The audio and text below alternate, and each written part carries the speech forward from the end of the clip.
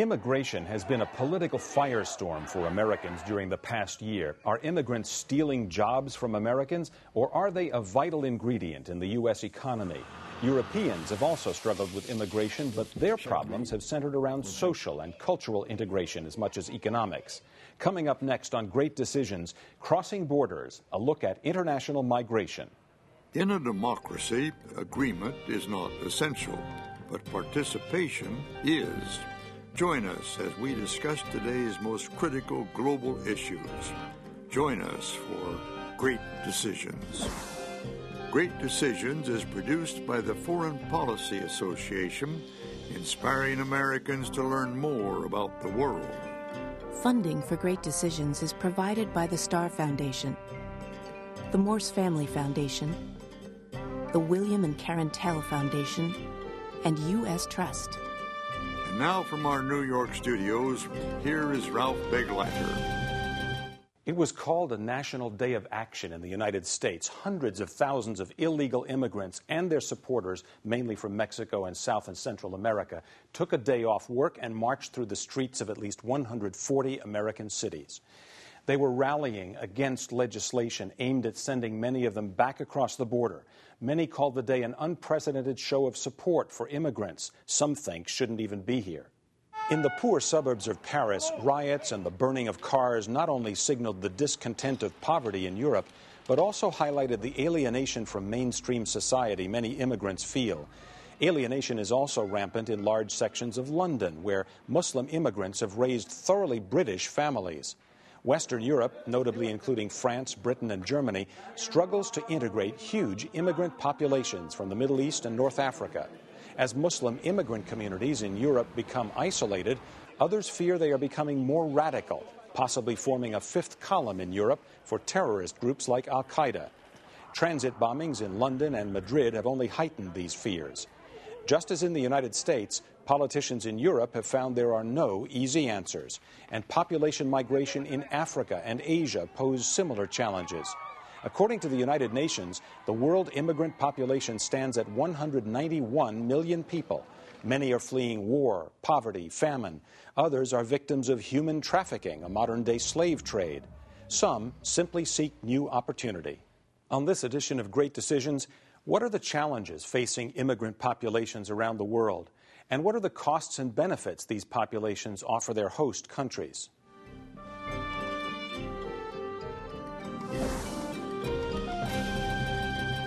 Joining us now are Doris Meissner, former commissioner of the U.S. Immigration and Naturalization Service and a senior fellow at the Migration Policy Institute in Washington, and Joseph Shammy, director of research at the Center for Migration Studies in New York. Welcome to Great Decisions. Let's talk about trends in migration first. What's been happening in the United States? People moving north, men, women, people moving for opportunity, and then let's talk about the world. Doris? Probably the major trend for the United States is that we are in a historic period of large-scale immigration.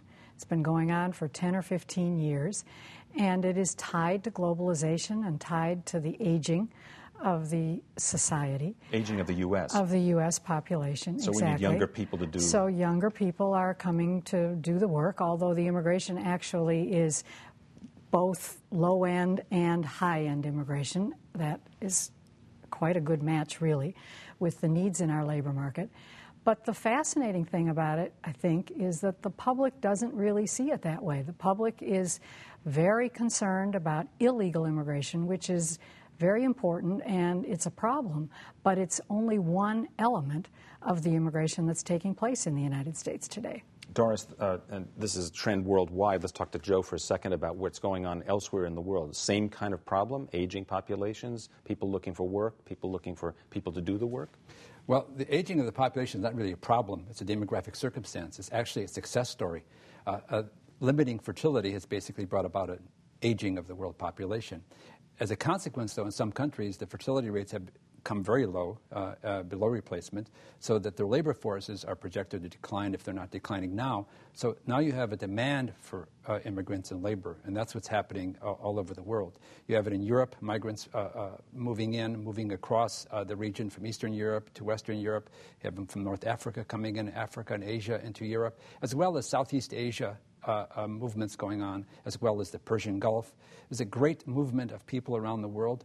But at the present time still, we have about 3% of the world living outside of the countries they were born. So we're approaching about 200 million migrants globally living in countries where they were not born. I think a lot of people confuse refugees and migrants. Those really are two different kinds of people. They're both moving around the world. What's the difference, Doris? Well, there's a legal difference and there's a practical difference. The legal difference is tied to the practical difference. Refugees really are people that are fleeing persecution. There's an international definition for it, which is fleeing persecution on the basis of race, religion, ethnic origin, social opinion. But the refugee movements that exist around the world are heavily concentrated in the less developed world. There was a time in the earlier decades where most refugees were resettled in the developed world. That is no longer the case. So what we see now is refugees largely in Africa, I think, has the largest number of refugees in any continent, and they are fleeing horrific circumstances, famine, circumstances in Darfur, Rwanda, Sudan, all those Uganda. Conflict circumstances. Some of them are outside of their countries of birth. Others of them are displaced within their countries of birth. But they've been forced by external circumstances to leave their homes. Migrants, by and large, leave voluntarily. Now, one could argue that it isn't entirely voluntarily when you are impoverished, have no means of supporting your family, but still it is an action that the migrant takes in order to improve his or her circumstances as compared to being expelled or propelled. Let's talk about the United States for a moment. Those who are moving from Mexico to the United States are not refugees for the most part. They are economic immigrants, essentially, right? Yes, and they're looking for jobs. They are the typical migrant. And that's because in Mexico the economy is not capable of supporting them with the kinds of jobs and the kind of income that they'd like to have for their families. Yes, it's actually, I mean, that's the very straightforward way of explaining it. Another explanation, of course, is that Mexico geographically is shares a border with the richest country in the world. So as much as anything, the impulse to move has to do with the difference, the really dramatic difference in living standards and in wages, because Mexico is not one of the poorest countries in the world. Migration actually, and people who migrate do need to have some means in order to be able to leave their country. They tend not to be the poorest of the poor, even in a country like Mexico, which is certainly not like many African countries. But when you have wage differentials, when you have the opportunity to come to the United States and earn 10, 12, 15 times as much income as you would in a poor village in Mexico, that's a very stark difference, and that contributes very much to the reasons that people leave. Joe, is that the same problem in Europe, essentially? People coming and looking for much greater The same circumstances everywhere. It's domestic as well as international. If someone's in Pennsylvania and he can move to New York City and get 3 times the income, he'll consider it seriously. The same thing in Europe and Asia, the Middle East as well. People in the Philippines or Bangladesh, if they can go to the Persian Gulf and work in Kuwait or Saudi Arabia and increase their income several-fold, as Doris was indicating, it's a great magnet for that force. And most of the migrants are going for economic and social reasons, not for persecution or refugee-related issues. Now, it's sort of funny, I think. Many people in the United States view this whole migration debate as something that's kind of negative. It's a problem. Migration is a problem. But there are some countries in the world that actually seek out immigrants. Australia's looking for them. I think Saudi Arabia does. South Africa. They want immigrants to come in. What's the difference there? What's going on? Joe? Well, our neighbor to the north, Canada, is eager to get migrants. If Canada did not have immigrants coming in, their population basically would stay the same size it is right now, but much older. So they're very eager to get migrants. There are a number of countries that are getting migrants. However, there is a gap between the leaders and the elites in these countries and the public. Surveys taken in North America and Europe and around the world indicate that the general public would like to either maintain or reduce the level of migration coming to their country. But there are demographic circumstances, economic considerations, and other issues that are pushing these factors. So we're seeing migration continuing, and I think this is a historic fact that we've had people moving around ever since dawn of humanity, and they'll continue moving around for economic and social reasons. There was a time in the U.S., too, wasn't there, when the U.S. Yes, sought and I actually think that we are seeking immigration right now, but we are seeking certain kinds of immigration and not other kinds of immigration. I mean, first of all, one cannot overlook that we remain an immigration country. We're proud of it. We call ourselves a nation of immigrants, but we tend to think of that retrospectively. But it is very much the case today. And we do continue to take very large numbers of people as immigrants, legal immigrants. But we tend to want the people that are highly skilled, that can bring talents to our economy and to our communities and to our research institutions and our arts institutions, etc., that are at the high end rather than the low end of the wage and skill spectrum. If we were not today having immigration at levels that we're having it, and we bring at least 1 million people a year to this country through legal immigration, in many ways larger numbers than that. But those people are people that by and large, the ones that we welcome and that we want are by and large people that have science, math, engineering backgrounds. They are our Nobel Prize winners. They are making the breakthroughs in medical research.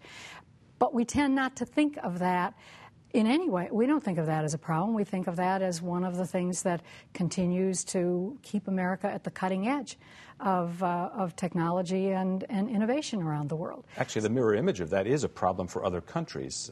Some countries fear a brain drain to the United States. Well, exactly, and that's the kind of competition that we're in with countries like Canada, Australia, et cetera, that are trying to bid for those immigrants. And more the countries that they come from, which are primarily China and India, are bidding to keep those people in their countries. So it already has become far more competitive where that international pool of talent is concerned. Let's talk for a minute about amnesty. It's an issue. It's a word that's a buzzword, really, that's been used in Europe. It's been used here in the United States. It deals with illegal immigrants, people who are in a country without permission. Do they get to stay or don't they get to stay? In the United States, the debate has been firestorm hot. In Europe, it has been as well. What's the problem with what's the nub of this issue, this amnesty issue? Joe? I think it's important to distinguish always between legal immigration and illegal immigration. There isn't a political leader in any of the European or North American or Pacific areas that is advocating illegal immigration. So all the countries wish to manage migration, which means you have to know who's coming in. So there's no support for illegal immigration.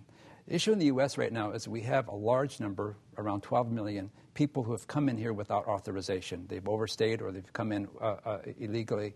Now, the issue is what to do with those people. And they have the same issue in Spain and Italy and London. Anywhere you look, you have a number of people who have come in without proper authorization. So you have a number of options. But what happens is, over time, and this has been going over time, you have many children who came in very, very young, and they've been here for 10, 20 years. What do you do? So in the past, what countries have been doing, and some of them like Spain and Italy are doing it right now, are legalization programs. The U.S. has been doing it, and every time they say this is the last one, but again, they're faced with the same issue. There are many, many forces operating, and I suspect the same thing will happen here. There'll be a legalization program for these people because over time they're integrated in the society, working, family members, and so on. So it's a very big problem. But you can see the reaction of the public because they're very concerned about illegal immigrants. It's not that the Americans are not generous and wish these people to have the best lives, but they're very frustrated with people coming in without authorization. And that's the case in Europe and Australia and many other places around the world. Countries like Spain and Italy have explored granting amnesty in response to increased immigration to the European Union. But French Interior Minister and presidential hopeful Nicolas Sarkozy thinks this is a bad idea. Mais quelle est la proposition qu'on me propose? Régulariser pour en faire revenir d'autres? Sarkozy says Spain legalized immigrants 5 years ago, so why is it proposing to do so again today? Now he says Italy is following suit. Is this the solution? The European Union, 25 member states, independent, they all have different foreign policies on immigrants. If Spain and Italy legalize 800,000, 1 million or X number of immigrants, those migrants become citizens and they can move around. And many of the countries in the north, the Netherlands, Germany, France, become concerned about this movement from the south to the north, especially since benefits are more generous in the north. We have a similar type of strains between the state and the federal government in the United States. Who's covering the costs of these migrants? So in Europe, especially large strain because of the states having different policies. And one of the things they're trying to do in Brussels is basically come up with a common foreign policy relating to immigration. Isn't that the same thing the United States is trying to do? Come up with a common policy for dealing with amnesty or legalization or whatever for illegal immigrants? The United States Congress has certainly been struggling with this issue and has not been successful. I think the country is deeply divided. There is not a consensus in the public mind about how to proceed, but it is also the case that the public is far more amenable to a broad solution that regains control, or as has been said, where we're managing immigration into the country. Unfortunately, the issue has been captured by the extremes politically on both sides of the spectrum at this point. You can't talk about legalization, however, without in isolation. It must be connected to a series of other measures put into place in order to manage immigration. And those measures have to include stronger enforcement measures, as well as opening up your immigration system to the kind of labor market needs that the current economy is demanding. The problem in the United States is that our immigration laws were written 40 or 50 years ago for an entirely different economy than what we have today. There is no way for people who are lower skilled or in lower wage jobs to get to the United States legally under our current immigration laws. As people understand that, I think the best fact on that point is that there are 5,000 slots in our immigration law for people of low skills to come here legally. So although the public is that to 12 outraged, million. and 12 million undocumented or people coming illegally, at least 500,000 a year, it is a complete disconnect between the formal legal system and what the economy is demanding on the ground. That needs to be reconciled. And you should also keep in mind that Mexico is also going through a demographic transition. Its fertility is coming down. So there's not a limitless supply of Mexicans coming to the U.S. Some Mexican demographers have been talking about a labor shortage in the future for Mexico. So as Mexico develops and is developing and becomes more and more similar, the pressure to leave will be reduced. And maybe in the future we'll see a border like we have with Canada. And maybe many Americans and Mexican Americans going back to Mexico for opportunities there. So you have to keep in mind that this trend for Mexicans moving in is not going to continue forever. Actually, there's a counter trend going on right now with Chinese labor and other Asian labor competing for those jobs, those manufacturing jobs and assembly jobs that many Mexicans are doing for the United States now. The Mexicans feel that strongly, I think. The other issue you have to talk about, of course, is integration.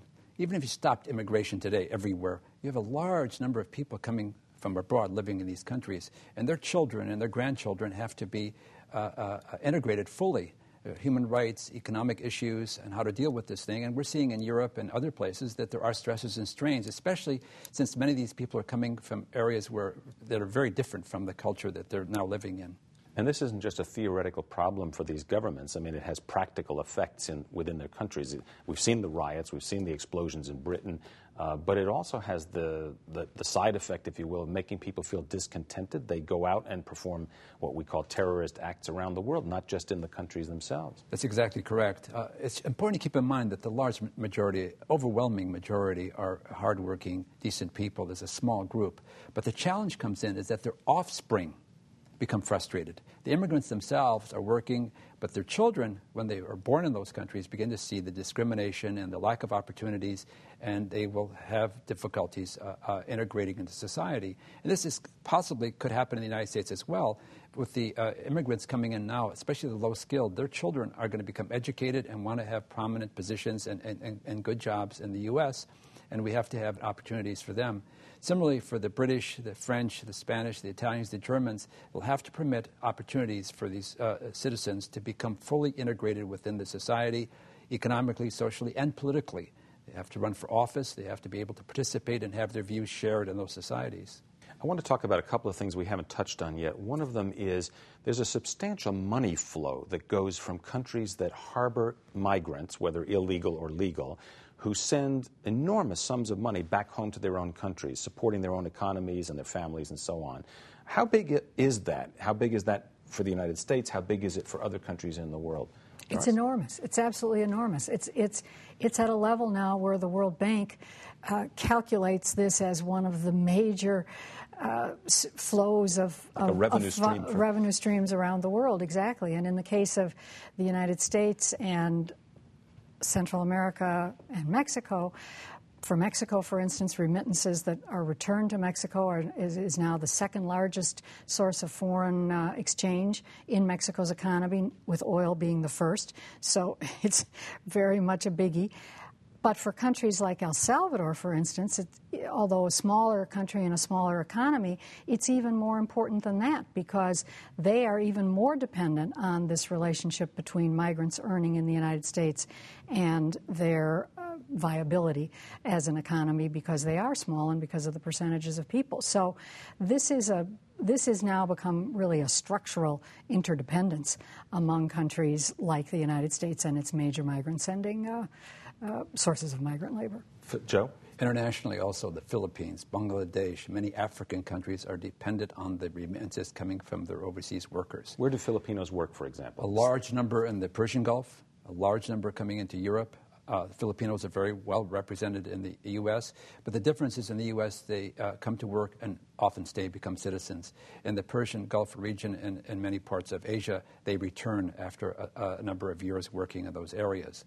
In those countries, in contrast to the U.S. and Canada, Europe, you can have the majority of the labor force being foreign workers.